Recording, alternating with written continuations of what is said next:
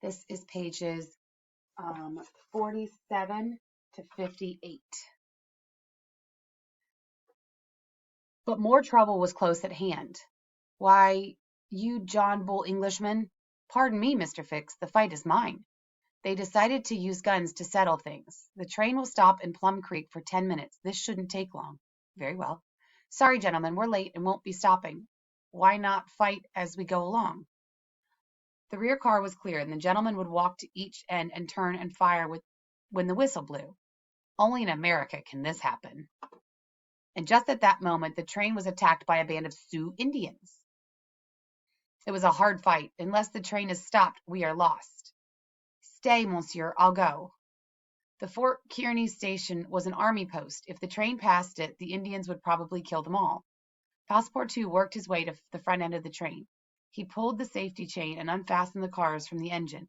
It rushed ahead as the cars came to a stop. Soldiers, hearing the shots, hurried up. The Indians rode off. But 3 people had disappeared, among them Passepartout. Are you going to chase the Indians? Can I risk the lives of 50 to save 3? Would you leave those poor men to die? What about the one who saved our lives? I will go after him alone. No, sir, I'll send some good men with you. When Phileas Fogg rode off after Passepartout, he knew he might lose his bet. Even one day's delay would keep him from his ship to Liverpool, but the safety of his servant came first.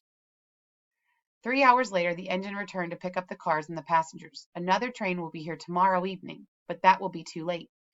The train left, evening came, and they still did not return. Iuta worried all through the long night, but just after dawn, Fogg came riding back. Meanwhile, during the night, Fix had met a man who could help him. He has a sled with sails on it. When the wind is good, it fairly flies over the snow. Indeed, these sleds could travel with the speed of a fast train. By now the snow had hardened, and with good west wind, the sled's owner knew he could make a quick trip to Omaha. This was where the trains to the east ran quite often. They flew over the carpet of snow. Shortly before noon, Omaha was in sight. We're there! Fogg paid the man well, and they reached the station just in time to catch a long train going east. They changed trains in Chicago. Less than 3 days later, the Hudson River and New York City came into view. Their train stopped right at the dock of the Cunard steamship line. But the China for Liverpool had started 3/4 of an hour before. Since it was growing dark, Fogg took them to a hotel. We shall find a ship to take tomorrow. Come.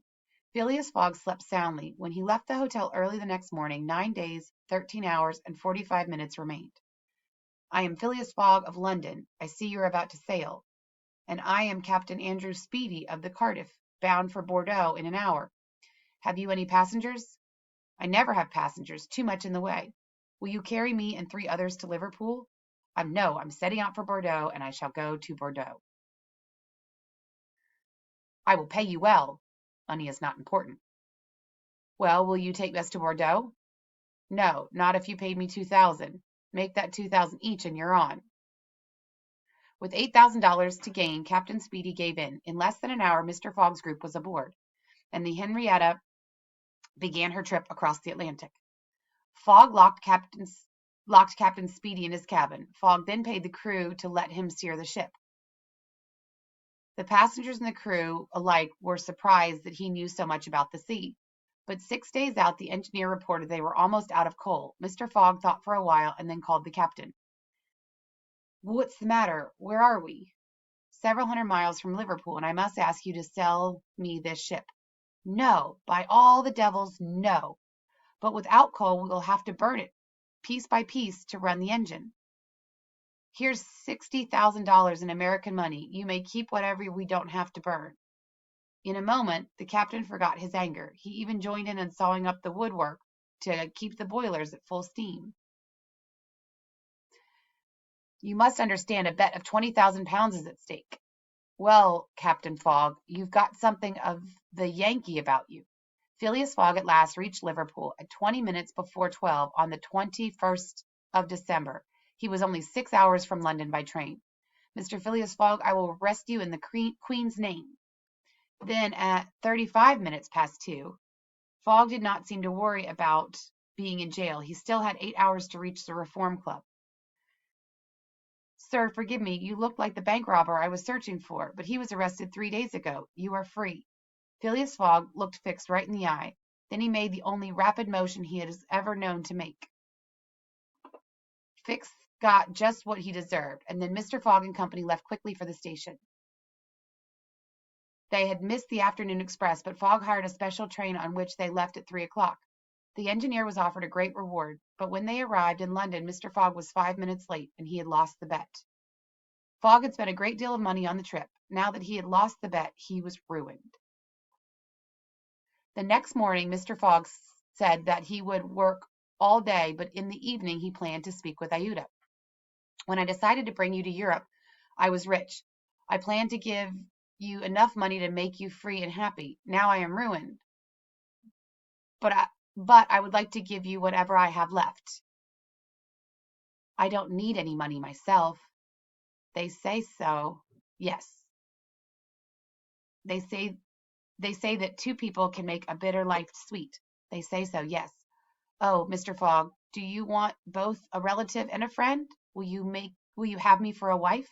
Yes, by heaven, I love you. They called for Passepartout, and he understood at once, and with a great smile he began to prepare for a wedding, which would take place the very next day. Passepartout went out to buy what was needed, but in moments he was back. You have made a mistake. We arrived a day early. We still have 10 minutes left to win the bet. Impossible. But it was true. Traveling east around the world, they had gained an extra day. No one had thought about it until just then. Well, gentlemen, I think we have won the bet. Don't let us be too quick.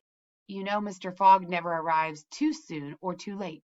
Here I am, gentlemen. So the bet was won, and our story ends. Of the £20,000, only 1,000 were left after their expenses. This he divided between Passepartout and Detective Fix, with whom he was not really angry, and Fogg, he had gained a beautiful wife. The end.